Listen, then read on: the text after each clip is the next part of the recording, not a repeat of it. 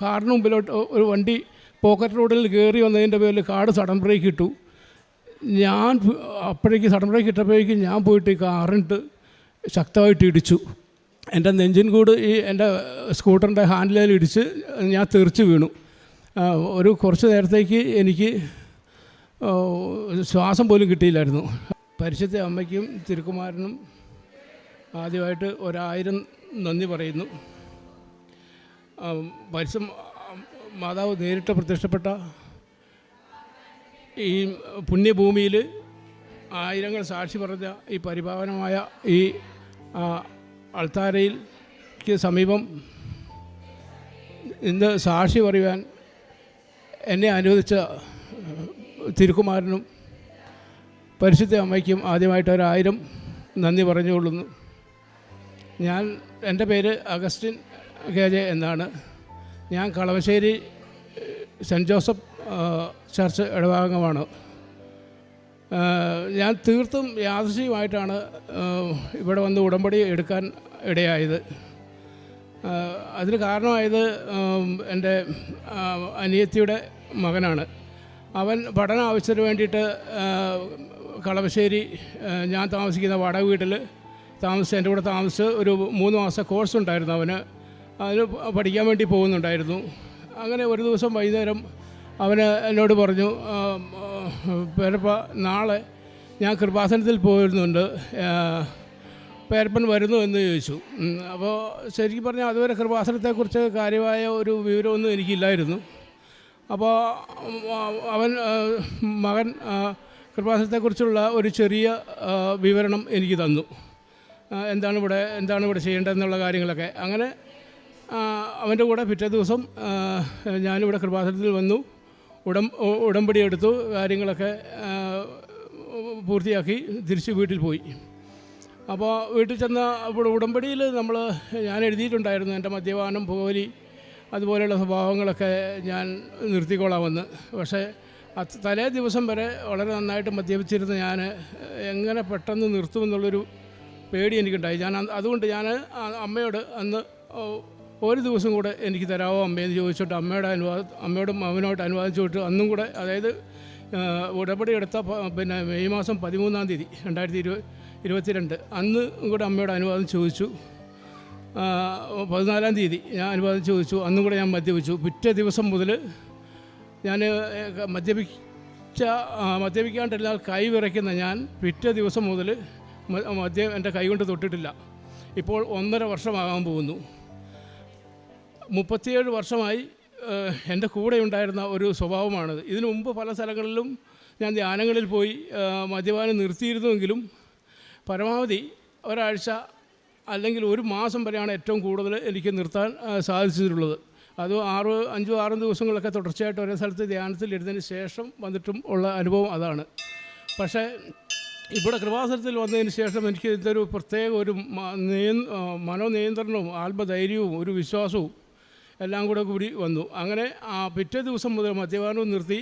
അതായത് 17, ശരിക്കും പറഞ്ഞാൽ ഇപ്പോൾ 18-ാമത്തെ വർഷമാകാൻ പോകുന്നു. ഇപ്പോൾ 18 വർഷത്തോളം ആയിട്ടുണ്ട്. പിറ്റേ ദിവസം തന്നെ മദ്യപാനവും നിർത്തി.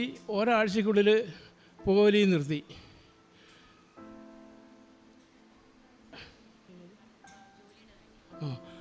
പിന്നെ എനിക്ക് പറയാനുള്ളത് പരിശുദ്ധ അമ്മ നേരിട്ട് എൻ്റെ കാര്യത്തിൽ ഇടപെട്ട ഒരു കാര്യമാണ്.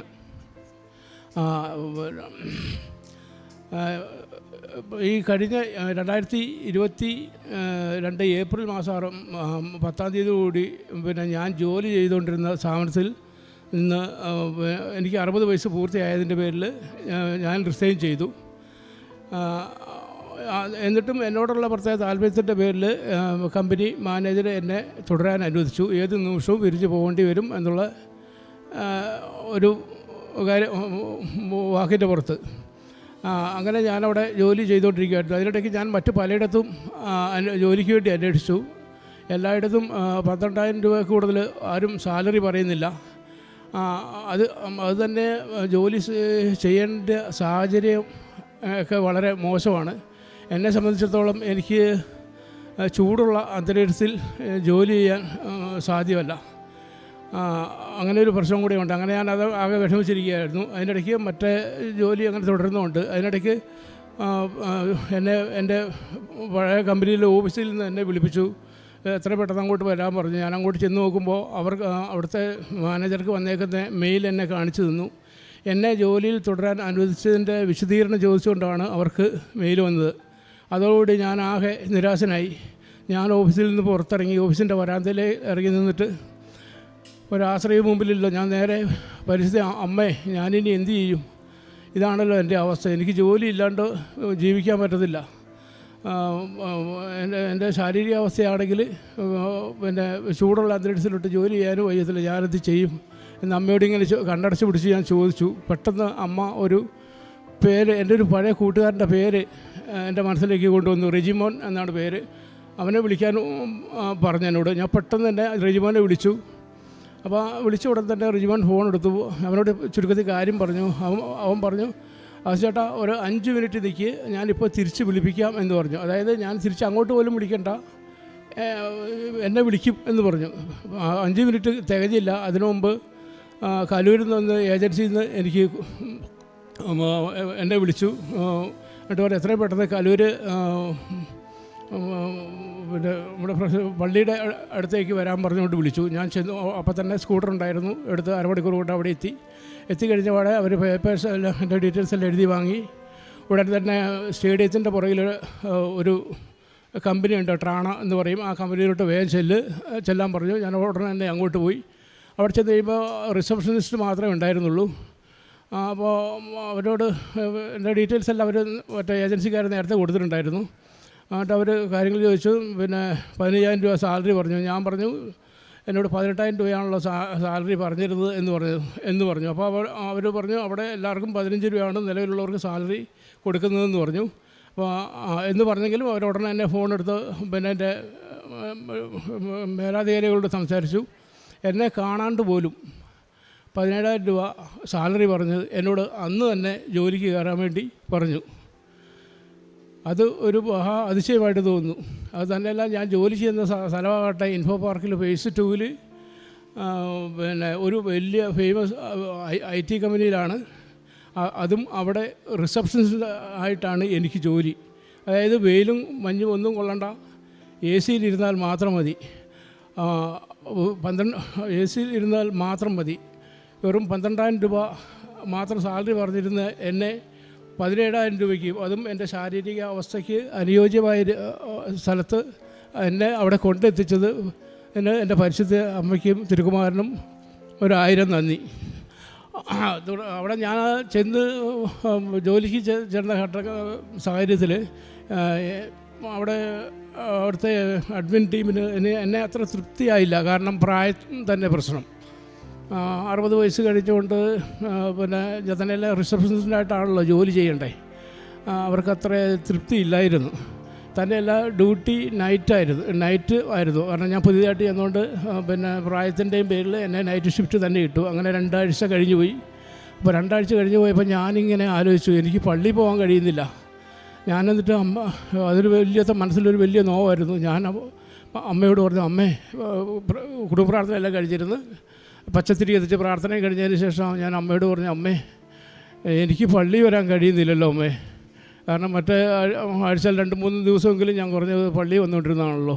ഇപ്പോൾ എനിക്ക് ഒറ്റ ദിവസം പോലും പള്ളി വരാൻ കഴിയുന്നില്ലല്ലോ അമ്മേ. അതിനൊരു പരിഹാരം ഉണ്ടാക്കി തരണേ അമ്മയെന്ന് പറഞ്ഞു. ഈ പറഞ്ഞതിൻ്റെ പിറ്റേ ദിവസം 2ാമത്തെ ദിവസം എന്നെ പ്രത്യക്ഷത്തിൽ എന്നോട് ചെറിയ നീരസം കാണിച്ചിരുന്ന അതേ അഡ്മിൻ തന്നെ നേരിട്ട് എന്നോട് വന്ന് പറയുകയാണ്, ചേട്ടാ ഇന്ന് മുതൽ ചേട്ടൻ ഡേ ഡ്യൂട്ടി എടുത്തോളൂ, മറ്റേ പഴയ അയാൾ നൈറ്റ് ഡ്യൂട്ടി എടുക്കട്ടെ. ചേട്ടൻ വർക്കിംഗ് ഡേയ്സിലല്ല, അതായത് കമ്പനി വർക്കിംഗ് ഡേയ്സിൽ തിങ്കൾ മുതൽ വെള്ളിയാഴ്ച വരെ എന്നോട് തന്നെ ഡേ ഷിഫ്റ്റ് നിൽക്കാൻ പറയുന്നു. സത്യം പറഞ്ഞാൽ അത് കേട്ട് കഴിഞ്ഞപ്പോൾ എനിക്ക് സന്തോഷം കൊണ്ട് തുള്ളിച്ചാട്ടണമെന്ന് തോന്നി. അന്ന് മുതൽ പിറ്റേ ദിവസം മുതൽ ഞാൻ പള്ളിയിൽ പോകാൻ തുടങ്ങി. അങ്ങനെ ആഴ്ചയിൽ 6 ദിവസം എനിക്ക് ഉറപ്പായിട്ടും പള്ളിയിൽ പോയി വിശുദ്ധ കുർബാനയിൽ പങ്കെടുത്ത് കുർബാന സ്വീകരിക്കാനും വിശുദ്ധ കുർബാനയിൽ പങ്കെടുക്കാനും എൻ്റെ മാതാവ് എനിക്ക് അവസരം ഒരുക്കി തന്നു.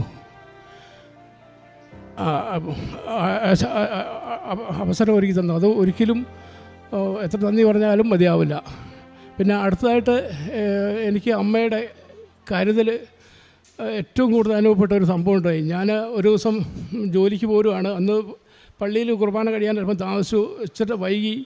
അതുകൊണ്ട് ഞാൻ സാമാന്യം ഭേദപ്പെട്ട സ്പീഡിലാണ് പോയിരുന്നത്. നല്ല ബ്ലോക്കും ഉണ്ടായിരുന്നു. അതിൻ്റെ നല്ലൊരു വലിയ ബ്ലോക്ക് കഴിഞ്ഞിട്ട് പെട്ടെന്ന് ബ്ലോക്ക് റിലീസായി കഴിഞ്ഞപ്പോൾ വണ്ടി മുന്നോട്ടെടുത്തു. എൻ്റെ തൊട്ട് മുമ്പിൽ ഒരു കാറുണ്ടായിരുന്നു. സാമാന്യം നല്ല സ്പീഡിലാണ് ഞങ്ങൾ രണ്ടുപേരും പോണേ. പെട്ടെന്ന് എന്തോ ഒരു കാറിന് മുമ്പിലോട്ട് ഒരു വണ്ടി പോക്കറ്റ് റോഡിൽ കയറി വന്നതിൻ്റെ പേരിൽ കാറ് സഡൻ ബ്രേക്ക് ഇട്ടു.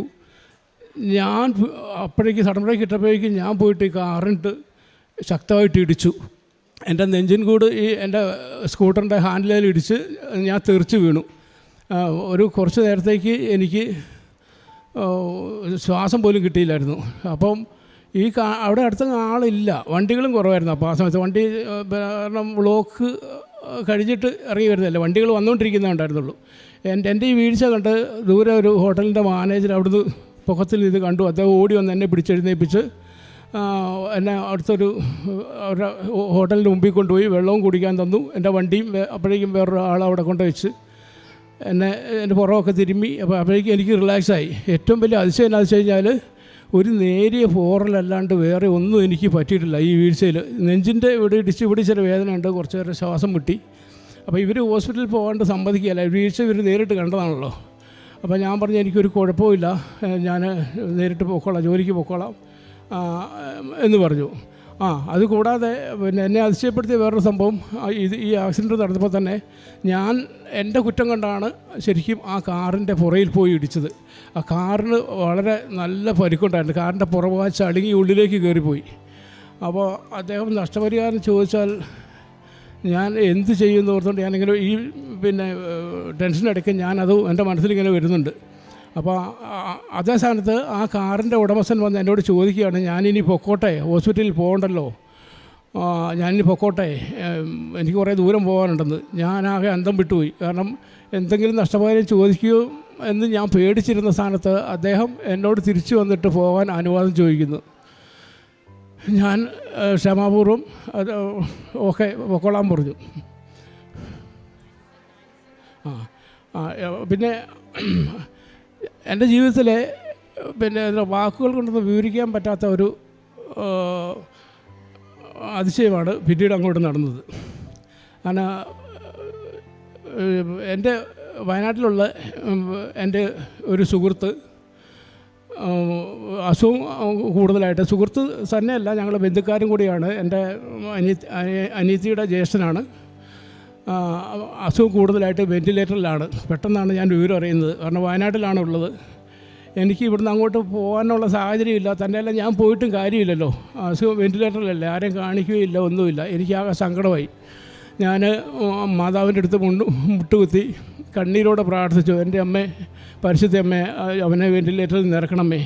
അപ്പോൾ അങ്ങനെ പ്രാർത്ഥിച്ചുകൊണ്ടിരുന്ന സമയത്ത് എനിക്ക് പെട്ടെന്ന് നമ്മുടെ ജോസഫ് അച്ഛൻ്റെ ഒരു പ്രസംഗം ഓർമ്മ വന്നു. കാരണം നമുക്ക് എന്തെങ്കിലും പ്രധാനപ്പെട്ട കാര്യങ്ങൾ സാധിക്കാനുണ്ടെങ്കിൽ, നമുക്ക് മാറ്റാൻ പറ്റാത്ത എന്തെങ്കിലും ഒരു ദുശീലം ഉണ്ടെങ്കിൽ അത് സമർപ്പിച്ച് പ്രാർത്ഥിച്ചാൽ ആ കാര്യം നടന്നു കിട്ടുമെന്ന് അച്ഛൻ പറഞ്ഞതായിട്ട് എനിക്ക് ഓർമ്മ വന്നു. പെട്ടെന്ന് ഞാൻ എൻ്റെ ഹാൻഡ്സ് വെക്കുന്ന ഈ ശീലത്തെ കുറിച്ച് ഓർമ്മ വന്നു. അപ്പോൾ ഞാൻ പെട്ടെന്ന് പറഞ്ഞു, എൻ്റെ പരിശുദ്ധ അമ്മേ, അവനെ വെൻറ്റിലേറ്ററിൽ നിന്ന് ഇറക്കുവാണെങ്കിൽ ഞാൻ എൻ്റെ ഈ ഹാൻഡ്സ് വെക്കുന്ന ശീലം മാറ്റിയേക്കാമെന്ന് പറഞ്ഞു.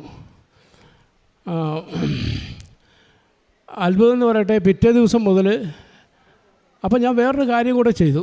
പിന്നെ ഈ സങ്കീർത്തനം ലേവ്യർ 26:39 പറയുന്നുണ്ട്, എല്ലാ അശുദ്ധി 26:39 ഒരു വാഗ്ദാനമുണ്ട്, എല്ലാ അശുദ്ധിയിൽ നിന്നും നിന്നെ ഞാൻ മോചിപ്പിക്കുമെന്ന്. ആ വചനം ഞാൻ ഉള്ളിൽ ഉച്ചരിച്ചു.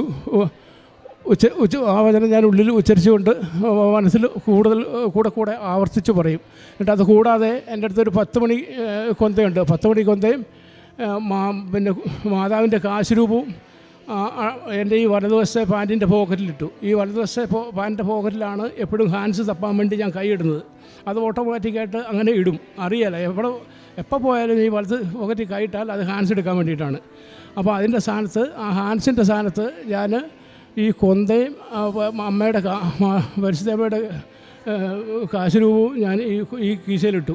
അപ്പോൾ ഈ ഹാൻസിൻ്റെ ആഗ്രഹം വരുമ്പോൾ കീശ കൈയിടുമ്പോൾ കിട്ടുന്നത് ഈ അമ്മേനെയാണ്, പരിശുദ്ധ അമ്മേനെയും തിരുക്കുമാരനെയും. അപ്പോൾ ഞാൻ വിശ്വാസപ്രമാണം ചെല്ലും. കൂടാതെ എൻ്റെ കയ്യിൽ എപ്പോഴും ഉണ്ടാവും ഉപ്പ്.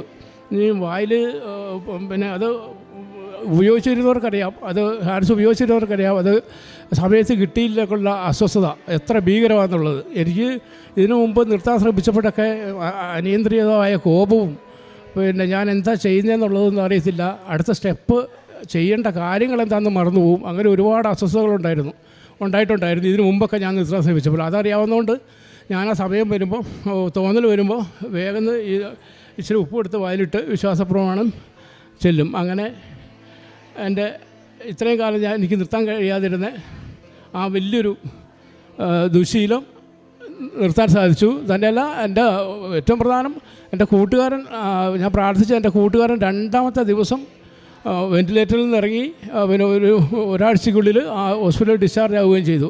അത് തന്നെയല്ല, അദ്ദേഹം ഇവിടെ കൃപാസനത്തിൽ കഴിഞ്ഞ മാസം വന്നിട്ടുമുണ്ടായിരുന്നു. ഞാൻ പേപ്പർ നമ്മൾ ആദ്യകാലങ്ങളിൽ കൊടുത്തിരുന്നത് എൻ്റെ വീടിൻ്റെ പരിസരത്തൊക്കെ ആയിരുന്നു. 2-3 മാസത്തോളം വീടിൻ്റെ പരിസരത്ത് ഒക്കെ ആയിട്ട് കൊടുത്തു. അതിനുശേഷം ഓട്ടോ സ്റ്റാൻഡിലും പിന്നീടുള്ള മാസങ്ങളിൽ ഓട്ടോ സ്റ്റാൻഡിലും അതുപോലുള്ള പരിസര സ്ഥലങ്ങളിലും കൊടുത്തു. ഇപ്പോൾ പിന്നെ പേപ്പർ കൊടുത്തുകൊണ്ടിരിക്കുന്നത് മെഡിക്കൽ കോളേജിലാണ്. അവിടെ ചെല്ലുകയും രോഗികളുടെ കൂട്ടിരിപ്പുകാരെ കാണും, അവരുമായിട്ട് സംസാരിക്കും, അവർക്ക് പേപ്പർ കൊടുക്കും. പിന്നെ ഞാൻ ഓരോ പ്രാവശ്യവും ഇവിടെ വരുമ്പോൾ കുറച്ച് ഉപ്പും കുറച്ച് കാശ് രൂപവും കുറച്ച് പുസ്തകങ്ങളും പിന്നെ പ്രാർത്ഥനാ പുസ്തകവുമാകും, നമ്മുടെ ഉടമ്പടി പ്രാർത്ഥനാ പുസ്തകം. അതെപ്പോഴും എൻ്റെ കയ്യിൽ വെച്ചിരിക്കും. അപ്പോൾ ഇങ്ങനെ ഹോസ്പിറ്റലിൽ കിടക്കുന്നവർക്ക് നമുക്കവിടെ ഹോസ്പിറ്റലിലേക്ക് പ്രവേശനമില്ല, നമ്മുടെ തൈലമൊന്നും കൊണ്ട് തൂക്കാൻ പറ്റത്തില്ല. അപ്പോൾ ചിലർ വിഷമം പറയുമ്പോൾ അവർക്ക് ഞാൻ ഈ പ്രാർത്ഥനാ പുസ്തകവും ഉപ്പും കൂടെ കൊടുക്കും, ആ രോഗിക്ക് വേണ്ടി കൊടുത്ത് പ്രാർത്ഥിക്കാൻ വേണ്ടിയിട്ട്. അങ്ങനെ ചെയ്യുന്നുണ്ട്. പിന്നെ ആർക്കെങ്കിലും ഈ പേപ്പർ കൊടുക്കുന്നതിനിടയ്ക്ക് തന്നെ ആശുപത്രിയിൽ ബൈസ്റ്റാൻഡേഴ്സിൻ്റെ ആണ് എനിക്ക് മിക്കവാറും കിട്ടാറുള്ളത്, അല്ലാണ്ട് ഹോസ്പിറ്റലിനകത്തേക്ക് അങ്ങനെ കടത്തി വിടത്തില്ല. അപ്പോൾ അവരുടെ സാമ്പത്തിക സ്ഥിതി ഞാൻ തീർത്തും മോശം അവസ്ഥയിലാണ് തോന്നുന്നവർക്ക് എൻ്റെ കയ്യിലുള്ള പോലെ ഞാൻ കൊടുക്കും. ഒരു 4-5 പേർക്കെങ്കിലും ഓരോ ആഴ്ചയിലും കൊടുക്കും.